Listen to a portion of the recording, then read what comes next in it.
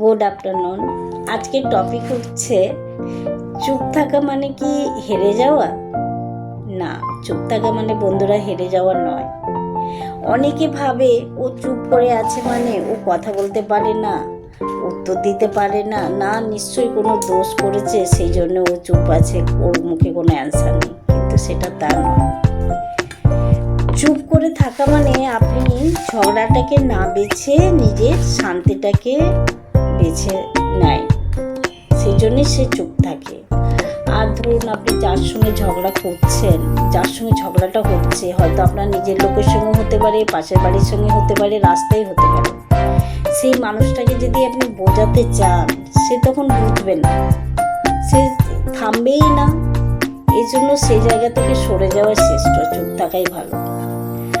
আর আপনি যদি সেই সময় চিৎকার করেন, আপনাকে উল্টে আরও দুটো তিনটে এমন কথা বলবে, তখন আপনার মান সম্মান তো সব যাবে সবার সামনে, আর আপনার মনটাও খারাপ হয়ে যাবে।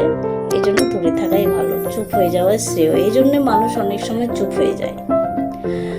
আর তাই কথা না বাড়িয়ে ও ওইখান থেকে সরে যাওয়াটাই শ্রেষ্ঠ। ওটাই হচ্ছে সব থেকে বুদ্ধিমানের কাজ।